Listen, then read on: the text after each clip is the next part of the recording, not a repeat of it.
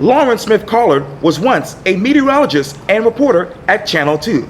These days, she's a mom, she's a wife, she's an entrepreneur, and oh, by the way, she has her own lifestyle blog called SmithCollar Fine. I sit down one-on-one with Lauren for a special edition of Quintin's Close-Ups. And if you haven't already, subscribe to my YouTube channel and download my free Quintin's Close-Ups app in your Apple or Google Play stores. Lauren SmithCollar, welcome to Quintin's Close-Ups. Thank you. I'm happy to be here. Well, obviously, and I appreciate it greatly, obviously I've known you for over 20 years. A long time.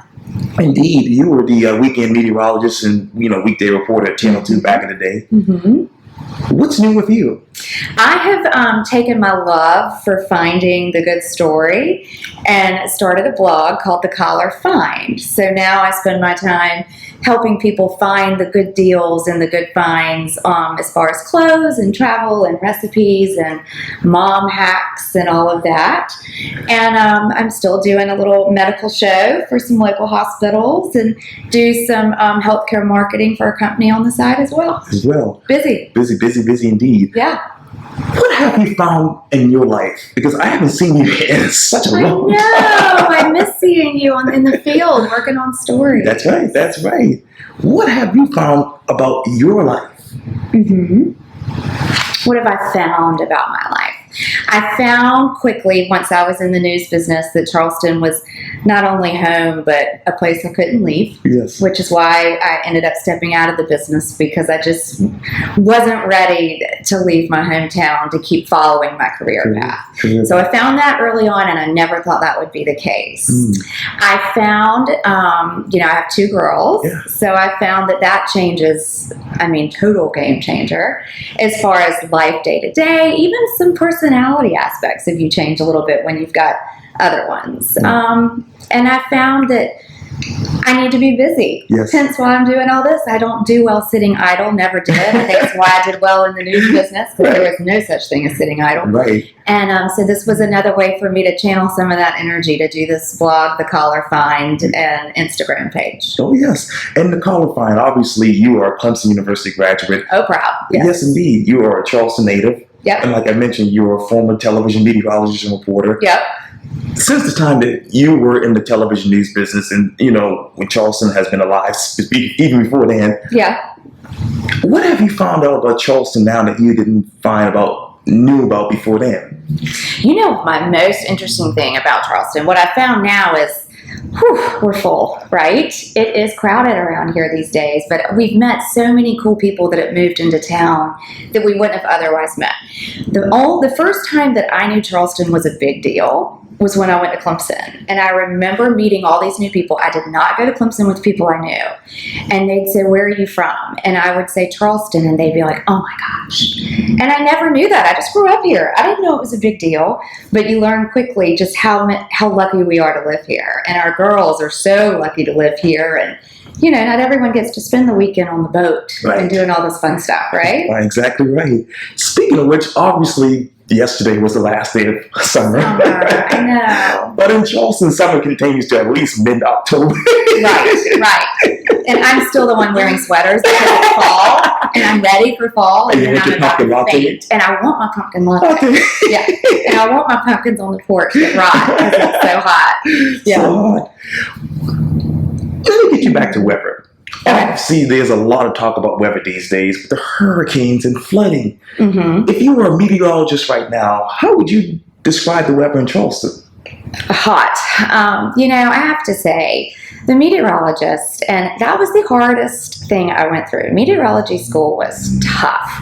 Weather was never on my menu. I knew I wanted to be a news anchor when I was in 8th grade, and I interned at Channel 2 forever and ever, and finally a new news director came in right after I graduated from Clemson and said, "Why are you not on air?" Right. And I was like, "I don't know, but I'm ready to be." Yeah. But I just say they have the toughest job because everyone wants to be their critic and mimic them, but at the same time, they have the responsibility to keep us safe.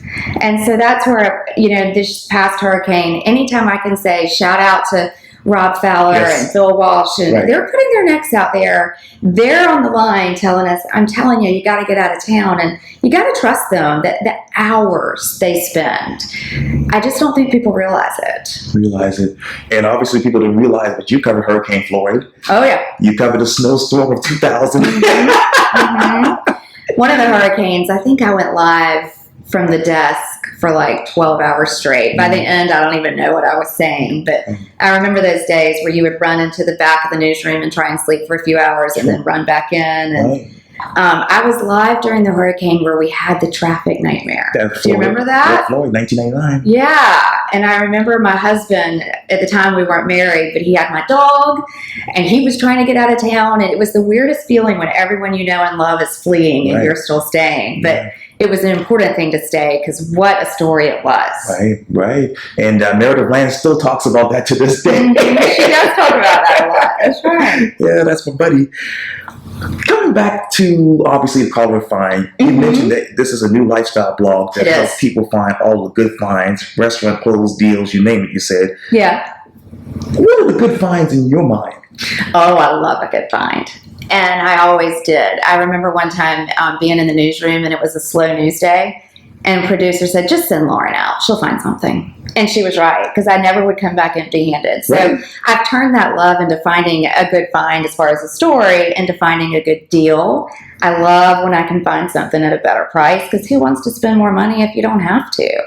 I love when I can find tips and tricks that might help my friends out. Or now, like a lady this past weekend, I found a dress, put it on my blog. She found the dress and wore it to a wedding and was so grateful. Wow. And that's what it's about, is helping someone else out. It's a talent I have. I'm a shopper. Right. And I've always liked a good find. I've always wanted the story. I've always wanted the details. So now I'm just able to share that with some other people and have some fun with it. Some fun with it. Yeah. Obviously, today's the first day of fall. How would you write a story about the good finds in Charleston when it comes to restaurants and shops? When it comes to restaurants and shops, well, shops definitely style. There are some fall finds that actually on the collar find, which we named it that way because my last name was Collar, Right. and like a shirt. Yes. That's what we've always said.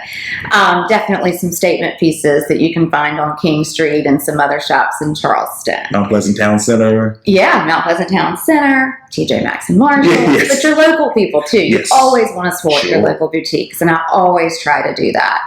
And then as far as restaurants, I mean, there's a new find every day, Sure. right? Right. I feel like new restaurants are always popping up. A group of friends and I, for birthdays in January, we do a King Street stroll. Oh. And it's like 12 couples, and we come downtown from Mount Pleasant, Cool. and we just hop. And we appetizer and cocktail along the way so that we can find all the good places at one time. Yes. And that's one of our favorite times a year to do the King Street stroll, we Sure. call it. Oh, that's amazing. And obviously, you mentioned on your Instagram page this, you're a second mom, styles for you in your home, meaning the Collar Find, quick recipes, things that I like, Charleston tips too. What are the things that you like? Oh, gosh. I like shopping. I like to find easy ways to make things that are normally difficult not so difficult. So it could be an easy appetizer that is one ingredient that looks really fancy. Yeah. Or right now we're renovating a house. It could be the lighting that I found here for this price, but I found here for this price. So I could really do it and not feel bad about it, you know? Right. It's a little bit of everything.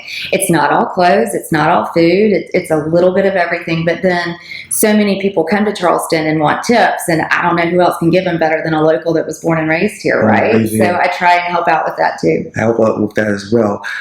Let me get back to the Collar Find again. Okay. Why now? Why now? Good question. This is why you're so good at it.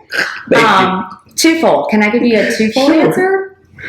One, I was doing this anyway for all of my friends. And so I had one friend that literally on her phone had a list of blog topics. And finally, we were all together and they said, just do it. Just do it. You've got all this stuff. Everyone's texting you, asking you these questions anyway. And I was like, well, maybe I should if I put them all in one place. There you go. The goal, of course, is to grow your following. And then, I'll be able to link up to some of these things. So it'll be even easier. Right now, all the links are on my website, but Right now, that's where we are. Once you get more and more likes, then I'll be able to link straight from Instagram too. Right.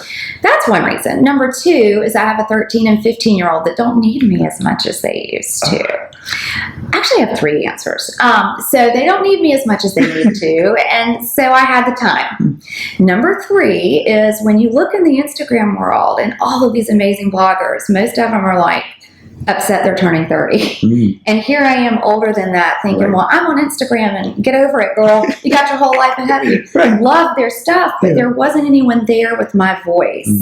There's some, but they're hard to find. And so I felt like there's a niche here. Just because you're in your 40s doesn't mean you don't want to be in style. Doesn't mean you're not still entertaining. Doesn't mean it's a whole different set of stresses than when the kids are little, but you still can help each other out. So that was one of the reasons when I saw the need and I had something to fill that need and the time to do it, the Collar Find was born. You talk about obviously living your life. What do you hope to find next in your life? What do I hope to find next? I'd like my house renovation to be finished. Oh, yes. Come on, man. I want my girls to be happy. Sure. I love that they love Charleston so much, so then maybe they'll move back here like I did right out of college. I mean, I lived in the same house in Mount Pleasant, went to Clemson, and came right back and moved to Mount Pleasant with roommates from college. And I just want them to find happiness and health and everybody to be okay. Be okay. Yeah. And obviously, when you moved back to Mount Pleasant, you came to work at Channel 2. Right out of college. What is the biggest difference about journalism when you were a journalist to right now in your mind? Oh, I think there's a lot. One, I was very lucky. They hired me right out of college, which Charleston did not do at the time. Right. And I did not have to shoot my own stuff. Right. And now I see there's MMJs, which are the reporters that also are lugging the camera and editing you. You didn't have to do that back then. We were a little bit spoiled as far as that is concerned. Yes. So I do think when I see them, I'm like, wow. I mean, because you're a hustler. I hustled. I interned every summer. I interned every Christmas. I went to Clemson without there being a journalism school. I was in the first class for speech and communication. So I went to Clemson. It wasn't even there, but we knew it was coming. And so when I got there, I was able to transfer into it. And, it was brand new. And they weren't focused really on broadcast news at the time. So I had the best professors because they knew I was living and breathing it. And they would be like, what do you think about this? Or I would say to them, I want to go cover that. And they'd be like, okay, sounds good. So now I think there's a lot more opportunities for students like in South Carolina schools, like at Clemson, to get that degree, and they just walk out knowing so much. And I definitely think news-wise, boy, Charleston's been in the news a lot, for good and not good reasons. There's a lot to cover, which I think back then it was a little bit more quiet, don't you? Oh, yes. The secret's out, though. Everybody's here. And I do think, I remember this, and you'll agree to this, I think. So many reporters and anchors come to Charleston, and then they never leave. And I still see that. I still see people that I've met along the way that are now in Charleston in a public relations job. It's just too hard to leave. And that has stayed the same, I think. And I failed to mention this. Obviously, as I just mentioned, you are a former meteorologist and journalist. We just obviously remembered Hurricane Hugo 30 years ago. Yeah, I remember. What do you remember? I remember sitting in our guest bathroom with my mom and dad. I'm an only child. And my biggest memory, of course, you could hear the trees cracking, but during the eye, we still had phone service. Didn't have cell phones. Right then. And I remember my best friend, who I live on the same street now, my best friend then, calling in the eye and saying, there's a tree in our house. We're going to my grandparents down the street. I'm good. How are you? And it was so eerie because it was so quiet outside. And she was like, you're not going to be able to get me. I'm going to my grandparents, but I'll talk to you after the storm. And so we went outside, and it was this eerie calm. And then it started again. And I remember running back to the guest bathroom, and that's where we slept for the night because there were no windows. And then that next morning, going outside, and what a community feeling. Everybody came in together. But we got in the car and headed to Clemson. There was a Clemson game that weekend, and we didn't have power, and we cleaned up that yard, and we got out of town for a week or so because there was no power, and it was just kind of crazy. And I always kind of think, now, why did we stay through the storm and then leave after the storm? But that's what we did. That's what you did. Yeah. When you look back at your life to right now, what else sticks out in your mind? You mean, what do you mean? You are obviously a mom, you're a wife, you're a former journalist, former meteorologist, college graduate, now an entrepreneur. What sticks out in your mind? What's so significant about your life? I'm lucky. I've got a great husband. I've got a support system of friends that are beyond amazing. I'm in my hometown. Yes. You know, I think I've learned along the way that I thought I wanted the big job in the big town, and I'm happy. And I think you have to somewhere along the line realize that even though that goal you had when you were 8th grade all the way on, and you reach it, it's okay to change direction a little bit. I'm still stuck in the news world some. I'm still doing some on-camera stuff, and I love that on-camera stuff. I still, when there's, breaking news, on LinkedIn. You know, I think if it's in your blood, it's in your blood. But I found a way to use those aspects and those talents that I had in different ways. And I think that's a good learning lesson, that sometimes your path may change than what you think, but that's not necessarily a bad thing. Just take your talents and go with it. Go with it. Yeah. But then that brings me to this question. Obviously, it's your blog, The Collar Find. The Collar Find, on Instagram and the website.